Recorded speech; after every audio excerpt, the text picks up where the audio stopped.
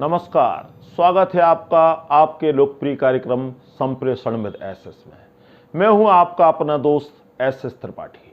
आज हम बात करने वाले हैं अनिवार्यता का पर्याय बन चुके मोबाइल के कुछ अनछुए पहलुओं के बारे में।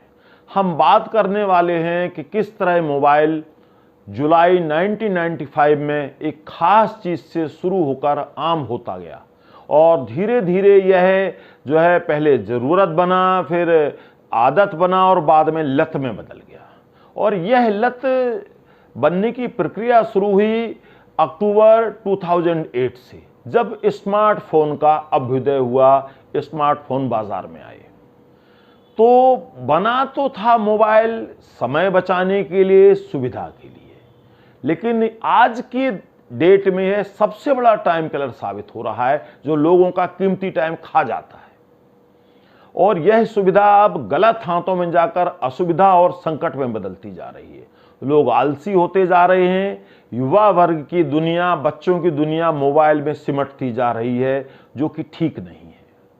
और आप कहेंगे हमने इसका शीर्षक मोबाइल मंगलम क्यों रखा? मोबाइल मंगलम इसलिए रखा कि आज की तिथि में जो भी खुशी, मंगल, रिश्ते, नाते, पड़ोस, मित्र जो कुछ है, सब इसी के इर्द गिर्द बुने हुए होते हैं। आज किसी के व्यक्तित्व का आकलन उसका जो है आत्मविश्वास, व्यवहार, बोलचाल, वाणी, आचार विचार से नहीं आंका जाता, उसके मोबाइली व्यवहार से आंका जाता है कि मोबाइल पर उसका व्यवहार कैसा है।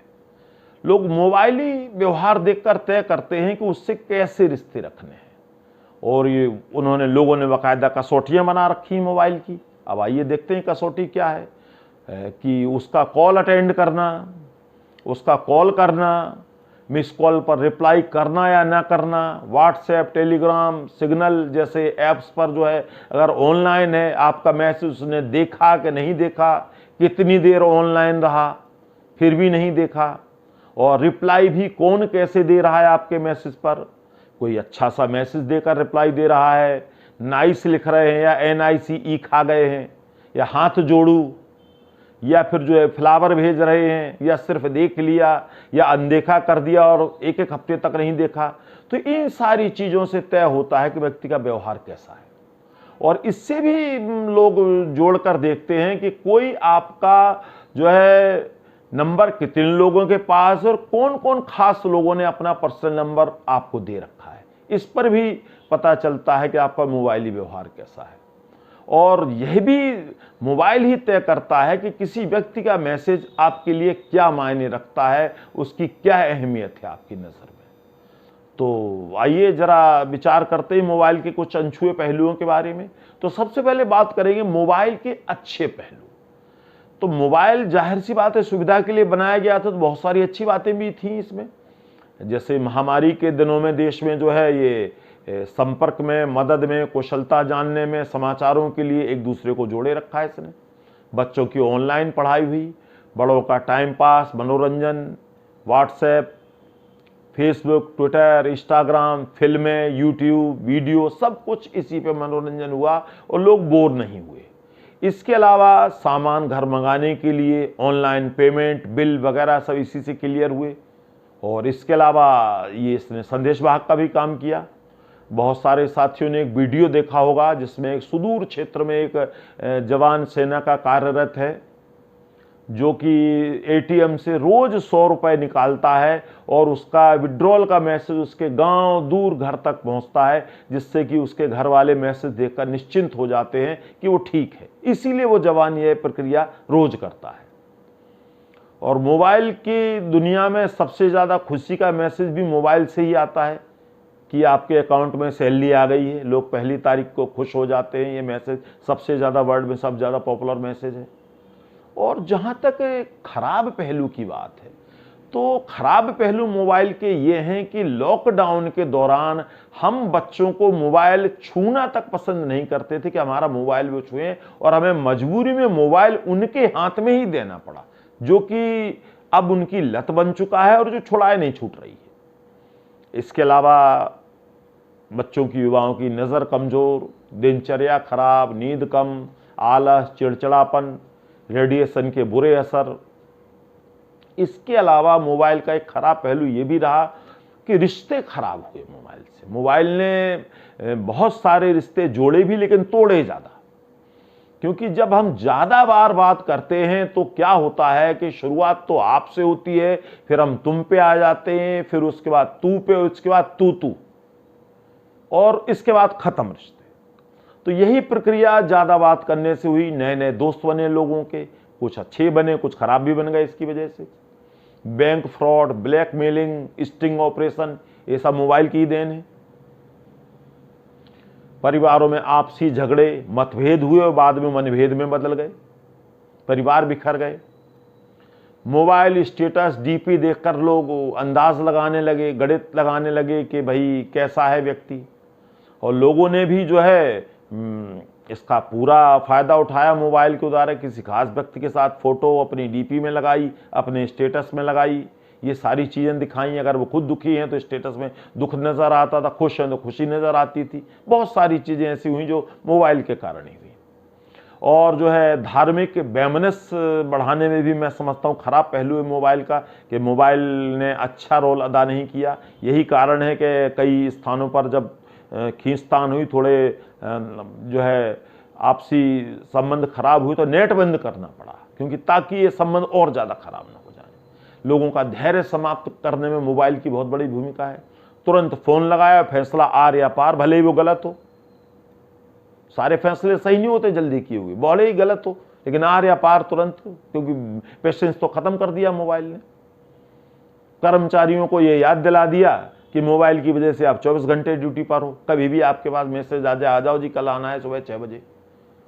तो कहने का मतलब है कि मोबाइल ने काफ़ी सारे जगह अपना खराब प्रदर्शन किया। कैमरा, घड़ी, कैलकुलेटर, कैलेंडर, ये सारी चीज़ें ख़त्म सी हो गई, और डेस्कटॉप और आपके जो है लैपटॉप, इनका प्रयोग कम हो गया। तो ये सारे मोबाइल के खराब पहलू थे। हम इस पर आगे चर्चा जारी रखेंगे। मिलते हैं एक छोटे से ब्रेक के बाद।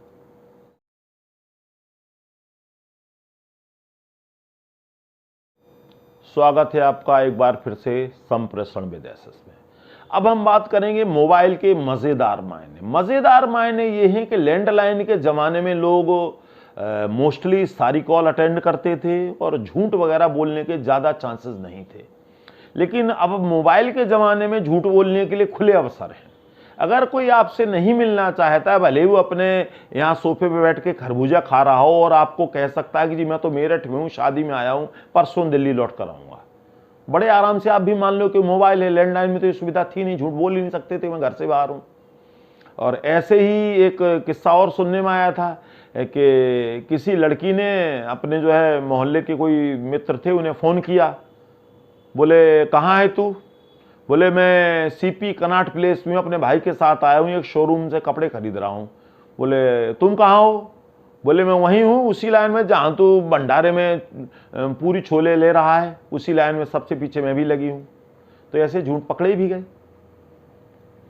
किसी के पास नेट और कॉल और एसएमएस का बैलेंस बचा होता है और नेट पैक ख़त्म होने वाला है, तो वो जल्दी इस्तेमाल करने के चक्कर में गाहे बेगाहे, जाने अनजाने, बिना ज़रूरत के किसी को भी फ़ोन मिला देते हैं, चाहे वो व्यक्ति इच्छुक हो ना हो, उन्हें तो अपना डाटा खर्च करना है। तो एक बड़ा सिरदर्द भी बन गया मोबाइल। ये भी मज़ेदार चीज़ है। और मोबाइल की घंटी से वो सुख कभी नहीं मिला जो एसटीडी के पिछले दशक में लंबी बेल से मिलता था। रात के 11 बजे बाबूजी का जो फ़ोन आया करता था, लंबी बेल बजती थी एसटीडी की, वो सुख मोबाइल की घंटी से कभी नहीं मिला। और कुछ लोग मोबाइल में ये भी हैं मज़ेदार मायने कि वो नॉन स्टॉप बेल बजाते रहते हैं।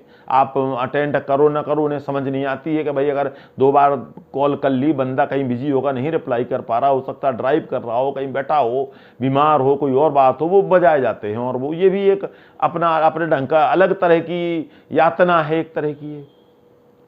आज के युवा इस बात को नहीं जानते हैं कि किसी ज़माने में जो है 16 रुपए की और जो है 8 रुपए वाली कॉल हुआ करती थी, जाने की और आने की।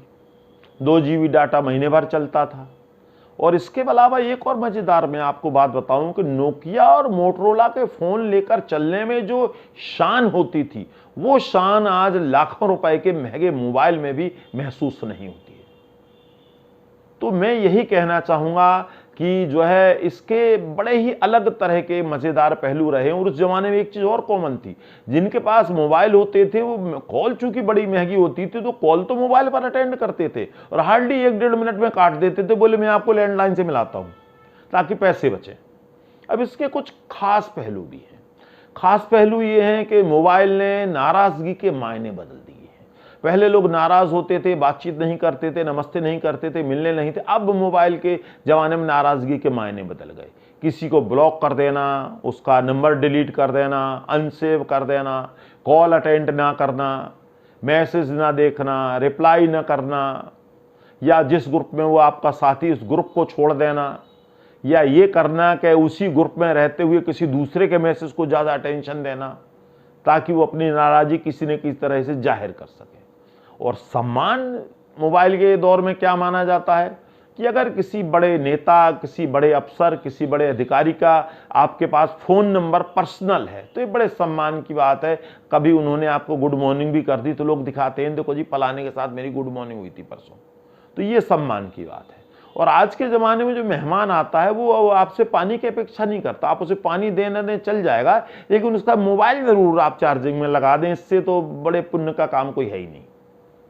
और बच्चा घर से निकलते थे, पहले जब बच्चे हुआ तो बड़े लोग कहते थे बेटा ध्यान से जाना, ये करना वो करना, 4 हिदायतें देते थे। आजकल नहीं, आजकल पूछा जाता है बेटा मोबाइल ले लिया, चार्जर ले लिया, ईयरफोन ले लिया, पावर बैंक है, ये सारी चीज़ें पूछी जाती, तो मायने बदल गए इसके।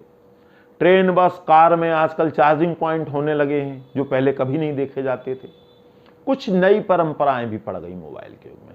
वो नई परंपराएं क्या हैं कि मोबाइल सबके पास है, तो दोस्त, परिवार, साहित्य, समाज, व्यवसाय, कार्यालय, सबके अलग अलग ग्रुप बने हुए हैं। किसी के व्हाट्सएप, किसी के टेलीग्राम, किसी के सिग्नल, या और भी जो ऐप हैं चैट के, उन पर ग्रुप बने हुए हैं।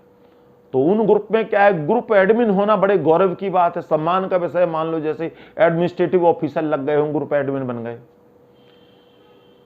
जब। और जबकि कुछ लोग ऐसे हैं जो अपने जो है ग्रुप के बड़े बड़े धमाकेदार बजनी बजनी नाम रखते हैं और फिर उसे दूरदर्शन चैनल की तरह चलाते हैं।